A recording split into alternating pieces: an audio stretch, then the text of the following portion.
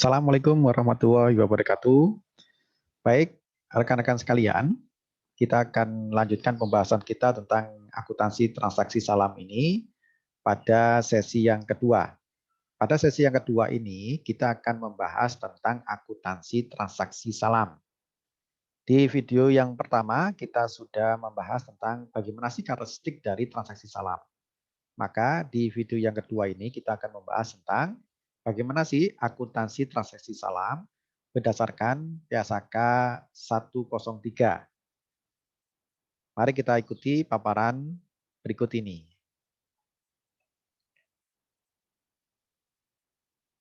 Nah, jadi pertama kita akan membahas tentang bagaimana di dalam transaksi salam ini sebenarnya kita bagi menjadi beberapa bagian ya. Bagian yang pertama kita akan membahas tentang bagaimana akuntansi atas modal salam. Yang kedua, kita akan membahas bagaimana akuntansi untuk transaksi yang berkaitan dengan penerimaan penerimaan barang pesanan. Jadi sebenarnya di transaksi salam ini ada dua peristiwa penting, ya, yaitu peristiwa ketika pembeli menyerahkan modal salamnya atau harga kesepakatan tadi. Kemudian yang kedua nanti adalah ketika penjual itu menyerahkan barang pesanannya kepada pembeli. Jadi kalau kita lihat di sini, sebagaimana tadi ya dari karakteristik dari transaksi salam itu, jadi harus ada pembelinya lebih dulu. Memang harus ada inisiasi dari pembeli. Ya, pembeli karena apa? Karena di sini asumsinya penjual itu tidak memiliki modal. Ya, penjual tidak memiliki modal sehingga kemudian harus diawali dari pembeli dulu. Nah, pembeli inilah yang nanti akan mencari barang, ya, mencari barang untuk dibeli. Ya, karena itulah di sini modal salam itu adalah harga kesepakatan. Ya, modal salam itu adalah harga kesepakatan. Jadi yang dimaksud dengan modal salam ini adalah harga kesepakatan itu. Di mana harga kesepakatan itu yang harus dibayar secara tunai ketika akad itu sudah disepakati. Ya. Nah, pada saat pembeli ini menyerahkan modal salamnya kepada penjual, ya, harga yang disepakati tadi, maka itu dia mengakui sebagai piutang salam. Sedangkan bagi penjual, dia akan mengaku itu sebagai kewajiban salam. Ya. Jadi ingat sekali lagi, yang dimaksud dengan piutang salam atau kewajiban salam itu sebenarnya harga yang disepakati. Ya. Harga yang disepakati di mana harga yang disepakati itu harus dibayar tunai di awal akad. Sebagaimana karakteristik dari salam tadi. Baik, kita lanjutkan. Karena itu, modal salam atau pembayaran atas harga yang telah disepakati tadi itu ada dua jenis. Yang pertama adalah bisa dalam bentuk kas. Di dalam kas ini itu adalah diukur sebesar kas yang diterima, gitu ya. Sedangkan kalau non kas ya atau barang modal ini itu nantinya itu akan diukur sebesar nilai wajar. Ya, jadi sebesar nilai wajarnya. Jadi pada saat penyerahan, yang dimaksud dengan nilai wajar ini adalah ya nilai dari harga transaksi ketika barang itu diserahkan. Ya, jadi ketika barang itu diserahkan, itu ada nilai wajar di pasaran itu berapa sih? Ya, ketika dibeli dengan harga pasar itu berapa? Atau boleh dikatakan nilai wajar itu adalah harga pasar yang terjadi pada saat penyerahan modal salam ini dalam bentuk barang modal kerja. Oke. Nah, karena dicatat dengan menggunakan nilai wajar tadi, maka itu ada selisih antara nilai perolehan, ya, nilai perolehan modal kerja, barang modal kerja tadi dengan nilai wajar itu, maka ada selisih.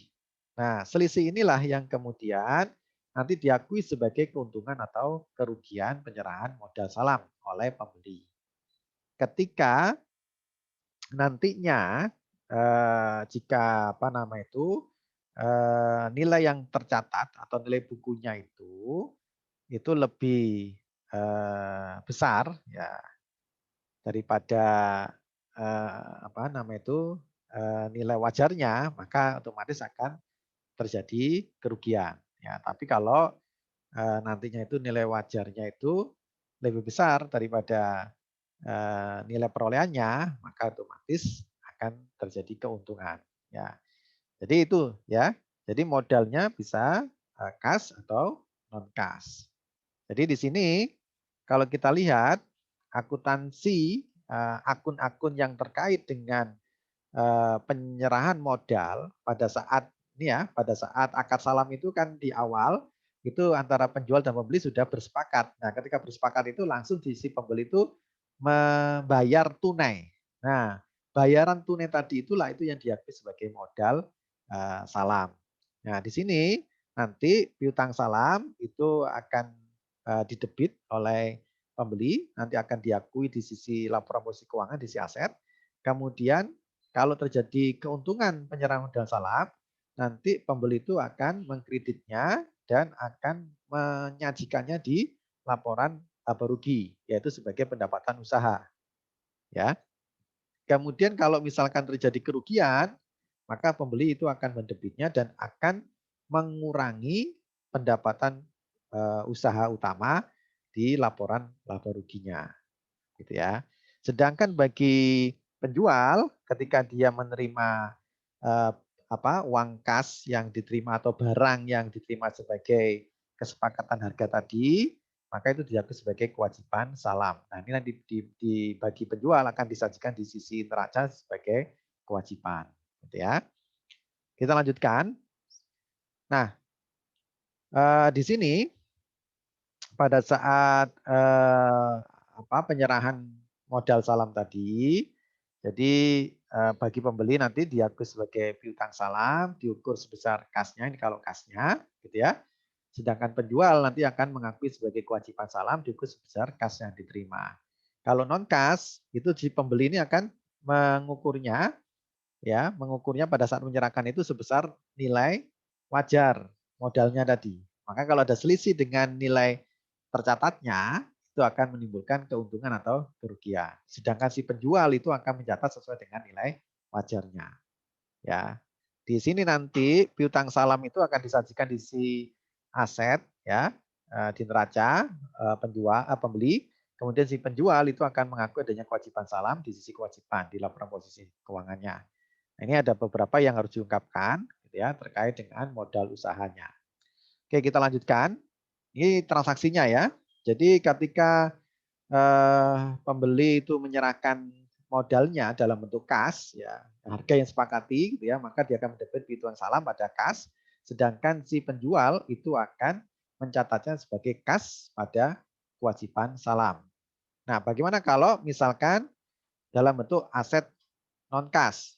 Nah, di sini pembeli akan mencatat piutang salamnya, ya, piutang salamnya ini sebesar apa? Sebesar nilai wajar dari barang modal tadi.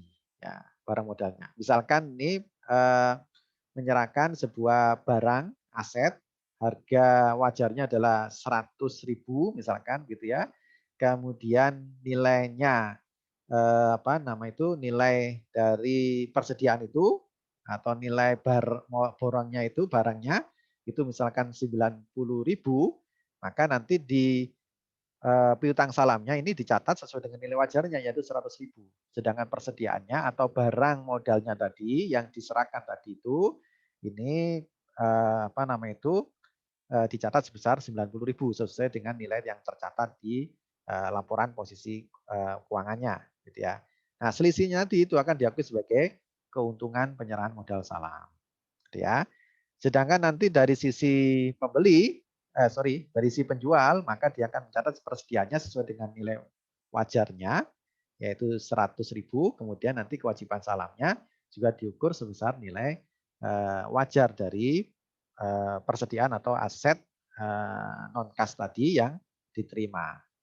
Nah, bagaimana kalau misalkan terjadi kerugian gitu ya. Kalau terjadi kerugian ya, kalau jadi kerugian misalkan ini ya, misalkan kita punya apa namanya itu barang ya, barangnya ya barang, misalkan kita punya barang, nilai perolehannya ya, nilai buku ya, nilai bukunya itu tadi misalkan adalah nilai bukunya adalah 200 gitu ya. 200.000 misalkan. Sedangkan nilai wajar itu misalkan 150.000. Maka transaksi ini nantinya akan di sisi pembeli ini dia akan mencatat piutang salamnya ini sebesar nilai wajarnya. Nilai wajarnya adalah 150. Maka ini dicatat di sini 150. Ya. Sedangkan persediaannya nilai barang ini, nilai bukunya ini itu akan diakui di sini di persediaan ini. Nah, ini akan dicatat sebesar 200.000. Nah, ini kan ada selisih ini ya, ada selisih. Nah, di mana selisihnya adalah nilai wajarnya itu lebih kecil daripada nilai bukunya. Maka otomatis di sini di bagian debitnya dia akan mencatat adanya kerugian. Kerugian penyerahan modal salam. Gitu ya. Ini sebesar berapa? Yaitu sebesar 50.000. Nah, sedangkan dari sisi penjual di sini, dia akan tetap mencatatnya adalah sebesar nilai wajarnya. Nilai wajarnya 150, maka dia akan mencatat 150.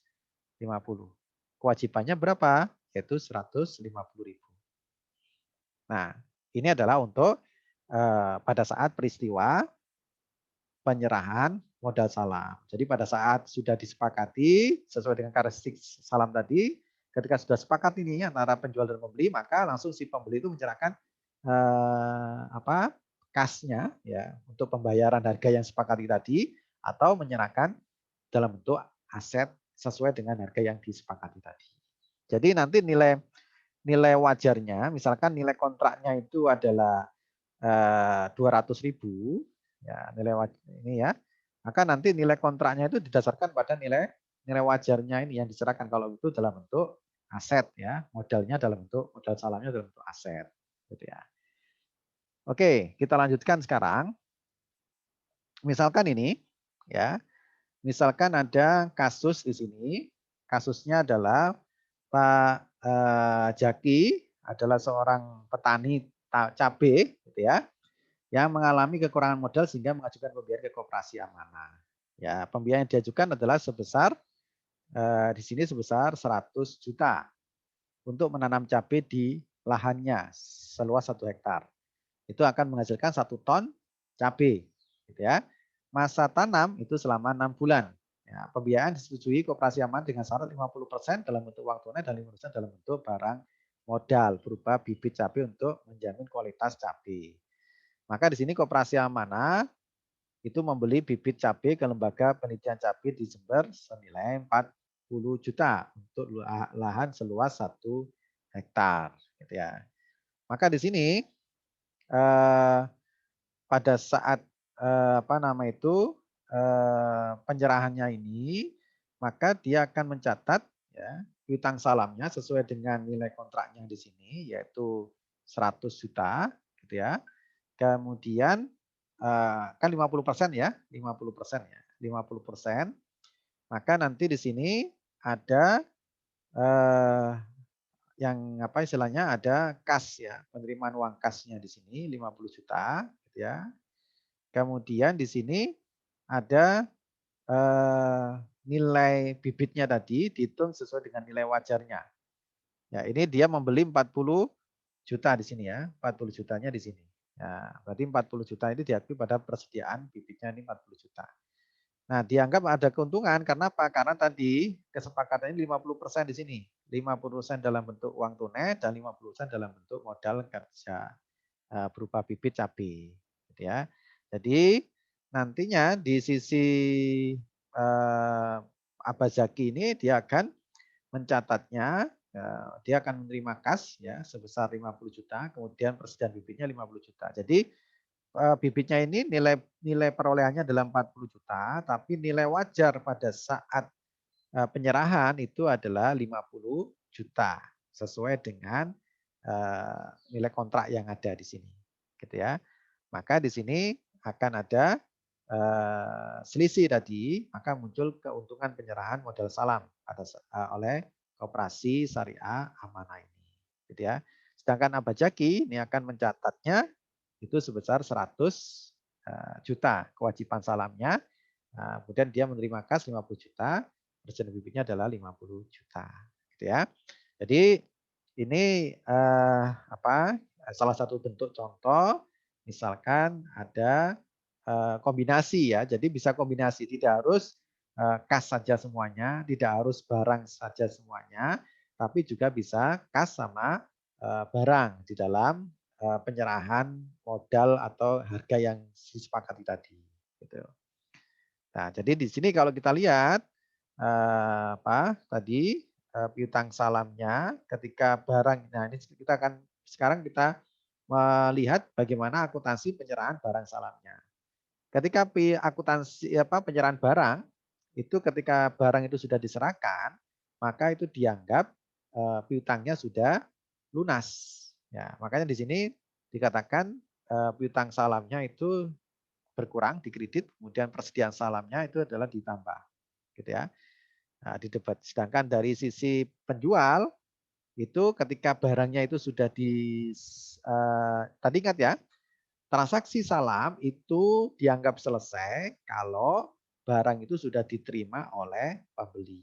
Jadi ketika barang itu diserahkan oleh pembeli maka sudah selesai. Kalau sudah selesai berarti kewajiban hak dan kewajibannya sudah terlunasi. Artinya di sini dari sisi aspek pembeli dia sudah bisa menghapus piutang salamnya. Dari sisi aspek penjual dia bisa menghapus kewajiban salamnya. Gitu ya. Oke, kita lihat bagaimana untuk jurnalnya. Jadi misalkan di sini ya, ini gambaran umumnya tadi. Ketika pertama misalkan nih ada piutang salam, ya piutang salam ketika Bank Islam Bank Syariah ini menyerahkan modalnya, gitu ya, ke petani, maka dia akan mencatatnya di sini adalah piutang salam pada kas, sedangkan di petaninya akan mencatat kas pada kewajiban salam. Ketika nanti sudah diserahkan, petani ini menyerahkan kepada banknya ini sini penyerahan barang pesanannya itu, maka nanti di sini berlaku akuntansi penjual ya. Nah, di sini nanti ada mencatat dia menghapus kewajiban salamnya ya, menghapus kewajiban salamnya dan mencatat adanya penjualan salam gitu ya. Jadi kenapa ini penjualan nanti ini tergantung ya di akuntansi penjual di sini nanti tergantung pada pencatatannya itu dia menggunakan perpetual ya, sistem perpetual atau sistem periodik gitu ya. Di sini artinya kalau perpetual itu berarti di sini ketika dia mencatat kewajiban salam ini pada kreditnya penjualan salam, maka dia seperti ini kan seperti penjualan ya. Maka ini nanti di sini dia bisa kalau menggunakan sistem perpetual maka dia mencatat harga pokok penjualannya, terus kreditnya adalah persediaan, gitu ya. Ini ini kalau ingin didetailkan ya di akuntansi penjual. Karena nanti di sini mengikuti ketika dia memproduksi barang ya, memproduksi barang di sini maka nanti kan bicara tentang akuntansi biaya. Nah, akuntansi biaya berarti nanti kita bicara tentang laporan informasi biaya produksi. Nah, gitu ya. Itu harus kita ingat kembali gitu ya. Nah, ini seperti itu ya. Nah, nanti kemudian dari sisi pembeli ini dia akan mencatat ya adanya persediaan ya. Persediaannya, kemudian ada piutang salamnya sudah dihapus gitu ya. Jadi ini gambaran umum tentang satu rangkaian transaksi salam dari penyerahan modal sampai kemudian ke penyerahan barang pesanannya tadi gitu. Nah, memang pada saat barang itu penerimaan barang itu ada beberapa resiko-resiko, yaitu pertama adalah terjadi perbedaan harga nih ya antara harga yang tercatat dengan nilai wajar pada saat barang itu diterima gitu ya. Kemudian bisa juga timbul penjual itu tidak dapat mengirim barang sesuai dengan tanggal perjanjian gitu ya. Nah, ini yang akan risiko ya. Ini saya katakan risiko ya. Risiko yang terjadi ada dua memang, yaitu pertama adalah nilai barang tadi itu mengalami perbedaan dengan nilai wajar yang ada di dalam dalam pasar gitu ya. Nah, memang ini lebih banyak risikonya di sini adalah risiko di pembeli ya. Risiko pembeli. Kalau penjual tidak ada risiko sebenarnya penjual gitu ya. Jadi lebih banyak risikonya dari sisi aspek pembeli, yaitu pertama terjadi perbedaan harga gitu ya. Misalkan di akad itu tertulis 1.000 gitu ya, tapi harga pasarannya ternyata turun harganya. Ya, jadi 900. Nah, ini kan nanti ada risiko risiko penurunan nilai wajarnya tadi antara nilai perolehan itu ya. Atau di sini yang kedua adalah penjual tidak dapat mengirim barang sesuai tanggalnya atau barang tidak 100% diserahkan. Jadi misalkan pesannya itu 5 kilogram baru terkirim cuma 2 kilogram. Nah, ini juga ada kan risikonya, yaitu risiko di pembeli. Jadi memang eh, transaksi salam ini itu memang lebih banyak berisiko di aspek pembeli. Karena itulah seringkali kalau kita lihat dalam perbankan ya di perbankan syariah itu jarang sekali dilaksanakan akad salam ini karena memang bagi bank itu punya risiko yang cukup tinggi gitu ya. Oke, kita lanjutkan. Nah, risiko terhadap nilai wajar ini, jadi misalkan nih ya, pesan akadnya dalam cabai gitu ya. Cabai itu nilai dalam akadnya 1 ton itu adalah 100 juta nilainya. Ternyata harganya naik gitu ya. Harganya naik. Nah, kalau harganya naik itu maka sesuai dengan karakteristik dari transaksi akad salam tadi, kalau ada kenaikan harga, maka nanti yang dicatat itu sesuai dengan nilai akadnya. Jadi kalau nilai akadnya adalah 100 juta, kemudian nilai wajarnya itu terjadi kenaikan 110 juta, maka pembeli itu mengakuinya sebesar 100 juta sesuai dengan nilai akad. Gitu ya. Nah, gitu ya. Tapi kalau bagaimana kalau ternyata cabainya turun gitu ya. Ya memang barang pertanian kan begitu ya, resikonya turun. Bisa naik, bisa turun gitu ya. Bagaimana kalau terjadi penurunan? Ya, nilai akadnya 100 juta, tapi nilai wajar cabai di pasaran itu turun ternyata menjadi 90 juta.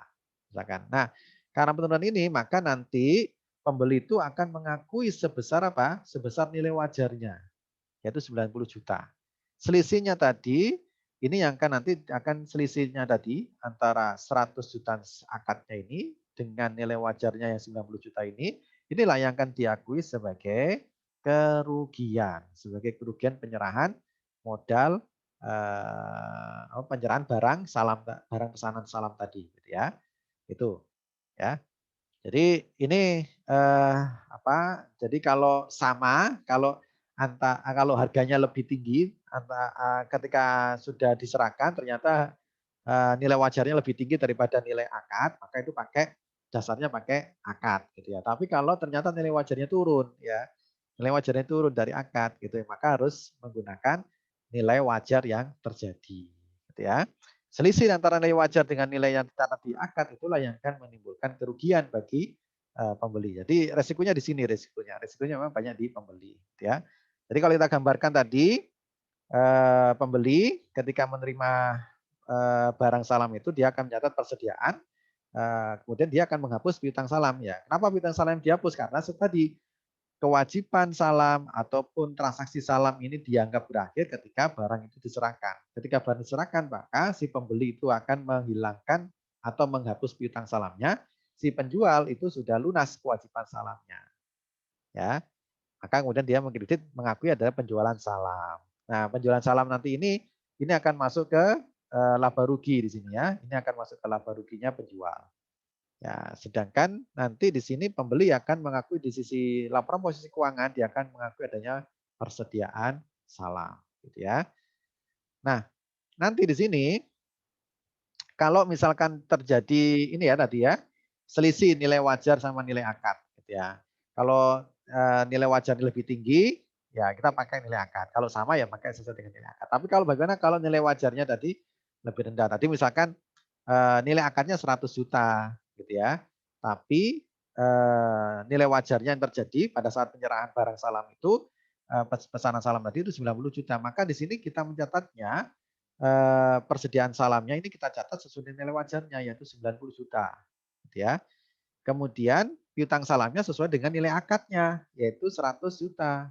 Ya, 100 juta di sini, ya. Maka selisihnya tadilah muncul yang namanya kerugian. Jadi ada terjadi kerugian yang diderita oleh pembeli akhirnya seperti itu ya. Nah, nanti kerugian ini masuk ke laba rugi, gitu ya. Sedangkan dari sisi aspek penjual, dia akan mencatatnya sesuai dengan nilai akadnya. Nilai akadnya ini 100, jadi kewajiban salamnya dia menghapusnya 100 juta, kemudian dia mengakui adanya penjualan salam 100 juta. Nah, di sini maksudnya apa? Berarti apa? Sekali lagi 100 juta itu harga kesepakatan. Makanya kemudian supaya untung nantinya ini kan harus dibandingkan dengan HPP-nya ya, harga pokok penjualannya. Maka produksinya itu harus lebih rendah dari 100 juta ini. Ya, dia harus bisa memproduksi barang pesanannya 90 juta supaya dia untung gitu ya. Karena itulah salah satu ciri dari salam itu, penjual itu tidak perlu menyampaikan berapa harga perolehan atau HPP dari barang yang dijual tadi kepada pembeli gitu ya. Karena itu proses produksi gitu ya. Oke. Nah, kalau yang resiko yang kedua itu adalah tadi gagal ya. Gagal pengiriman. Ya, misalkan janjinya 3 bulan, tapi sampai tanggal yang ditentukan 3 bulan itu belum ada pengiriman barangnya. Maka kalau misalkan tanggal oke lah pembelinya menyepakati oke saya perpanjang. Kalau diperpanjang maka tidak ada zona yang perlu dilakukan. Ya. Atau kalau misalkan tadi pesannya adalah 10 ton gitu ya. Kemudian sampai tanggal pengiriman itu dia hanya bisa 5 ton. Nah, maka yang 5 ton sisanya itu diperpanjang, maka itu akan dianggap sebagai piutang salam yang masih terjadi gitu ya. Nah, kemudian di kegagalan yang terkait dengan pengiriman ini adalah ya pembatalan ya sebagian atau seluruhnya. Jadi kalau ini diperpanjang ya, baik misalkan tadi ya 10 ton diterima 5 ton ya, 5 tonnya oke lah diperpanjang lagi 3 bulan lagi gitu ya. Nah, itu maka otomatis hutang atau piutangnya itu akan berkurang sesuai dengan barang yang diterima. Selagi pelunasan. Jadi ya apa namanya itu transaksi salam ini adalah sebenarnya utang piutang barang. Ya, sehingga dianggap lunas utang piutangnya kalau barangnya sudah diserah terimakan. Kalau barangnya itu belum diterimakan secara penuh berarti masih ada kewajiban atau masih ada piutang yang harus diselesaikan gitu ya. Nah, kalau sebagian ini misalkan dibatalkan tanpa jaminan atau dengan jaminan, ya. Nanti kalau pembatalan ini ya dibatalkan, maka nanti dari piutang salam, dari kewajiban salam, ya, kewajiban salam itu akan berubah menjadi utang biasa. Jadi kalau misalkan maksudnya begini, kalau si penjual itu membatalkan akadnya, dalam artian dia itu tidak mampu memenuhi kebutuhannya tadi itu, baik itu sebagian atau seluruhnya, maka nanti uangnya nanti dikembalikan lagi. Artinya modal modal salamnya itu dikembalikan. Ya, seberapa besar ya? Diukur seberapa banyak barang pesanannya yang sudah diselesaikan. Karena itu dirubah dari kewajiban salam berubah menjadi utang biasa. Di sini dari piutang salam, di sisi penjual dari piutang salam itu akan berubah menjadi piutang biasa. Nah, gitu ya. Jadi harus gitu. Makanya kalau ini ada untuk menghindari itu maka ada jaminan atau bisa dengan tanpa jaminan. Jadi diperbolehkan gitu ya. Tapi ada caratan di sini ya tadi caranya adalah untuk pembatalan tadi di sini ya disampaikan tadi kalau pembatalan sebagian seluruhnya nanti piutang salamnya berubah menjadi piutang sebesar nilai akad. Jadi dari piutang barang itu akan menjadi piutang uang gitu ya. Ya. Nah, kalau ada jaminan tadi, kalau jaminannya tadi itu melebihi dari nilai piutangnya, maka itu sisanya menjadi hanya penjual. Tapi kalau jaminannya itu kurang dari nilai piutangnya, maka selisihnya dia dia tetap diakui sebagai piutang atau sebagai utang, gitu ya. Oke, di sini misalkan nih pembatalan akad salam ya. Jadi ini berubah ya debitnya piutang ini adalah uang gitu ya. Kemudian yang ini adalah barang. Nah, karena itulah ketika pembatalan akad salam itu berarti ya dengan apa? Artinya apa? Penjual itu harus mengembalikan semua uangnya atau mengembalikan semua modal salamnya tadi, gitu ya. Atau harganya barang itu yang harganya kan sudah dibayar. Kalau tidak mampu diserahkan barangannya, ya nanti harus dikembalikan uangnya, gitu ya. Karena itu di sini penjualnya akan mengubah dari hutang salamnya dianggap sudah lunas, ya, tapi muncul hutang uang yang harus dibayar, diselesaikan, gitu ya. Nah, kalau sebagian, ya sebagian berarti apa? Misalkan tadi piutang salamnya itu apa namanya 100 ya, 100 kemudian berhasil diserahkan barangnya itu senilai 50. Berarti masih ada piutang yang dalam bentuk 50 gitu ya. Begitu juga di sini di sisi apa salamnya di sini ya, ada hutang salam atau kewajiban salamnya sebesar 100 ini sudah dihapus, nanti ada penjualan salamnya sebesar 50, ya hutangnya adalah sebesar 50 gitu ya. Ini adalah hutang uangnya. Ini adalah jadi misalkan nilai kontraknya 100 itu dihapuskan semuanya karena sudah dianggap sudah selesai kan. Karena barangnya sudah diserahkan tapi tidak penuh, hanya diserahkan 50 saja. Maka yang 50 tadi itu harus dikembalikan uangnya tadi ya. Uang yang telah dibayar di awal itu harus dikembalikan kepada pembeli gitu ya. Nah, kalau ada denda, maka dendanya itu harus diakui sebagai dana kebajikan, tidak boleh diakui sebagai pendapatan. Maka nanti dendanya di sini kas, kemudian pada dana kebajikan pendapatan denda. Ini bagi sisi pembelinya. Sedangkan bagi penjual itu akan diakui sebagai beban denda. Gitu ya. Jadi sekali lagi boleh mengenakan denda, cuma dendanya ini diberikan kepada penjual yang apa namanya itu memang sengaja ya, sengaja menunda-nunda gitu ya, sengaja menunda-nunda penyerahan barangnya. Nah, itu tidak boleh gitu ya, itu harus dia. Tapi kalau penyerahan barangnya itu terjadi karena ada bencana alam, karena ada unsur-unsur yang tidak sengaja dan sebagainya, itu maka disarankan untuk tidak dikenakan denda tadi, gitu ya. Karena tujuan denda itu sebenarnya untuk mendisiplinkan, gitu ya. Oke. Nah, kalau terkait dengan penjualan jaminan oleh pembeli, maka di sini yaitu apa? Di sini kasnya gitu ya. Apa namanya itu penjualannya kalau lebih penjualnya sama atau penjualannya lebih kecil ya. Jadi kalau nilai nilai piutangnya tadi 50 juta ya. Kemudian ternyata jaminannya tadi dijual itu hanya laku 40 juta. Ya, 40 juta. Maka nanti di sini kan dia akan menerima kasnya 40 juta ya. Terus piutangnya yang apa namanya itu? Piutangnya adalah dikurangi sebesar 40 juta. Jadi yang 10 juta masih tetap jadi piutangnya. Itu kalau lebih kecil. Ya, kalau sama ya tinggal anu ya, di apa kalau sama ya tinggal 50 juta misalkan ya, 50 juta nih juga 50 juta gitu ya. Sedangkan kalau nilainya lebih besar dari nilai piutang, berarti ada sisa. Jadi piutangnya tadi 50 juta dijual, barang jaminya 60 juta misalkan gitu ya. Maka dia akan menerima kasnya ini 60 juta, piutangnya ini kan tadi cuma 50 juta, maka sisanya yang 10 juta itu harus menjadi hutang kepada penjual, yang harus dikembalikan ya. Jadi tidak perlu diambil semuanya, tapi harus dikembalikan kepada penjual gitu ya. Karena jaminan itu hanya sekedar untuk memberikan kepastian saja gitu ya. Nah, jadi terkait dengan barang salam di sini itu akan diakui sebagai persediaan ya bagi pembeli. Kemudian nanti pembeli ini atas persediaan itu nanti setiap periode, setiap akhir periode itu akan menilai kembali persediaannya. Ya, penilaian kembali persediaannya dengan cara apa?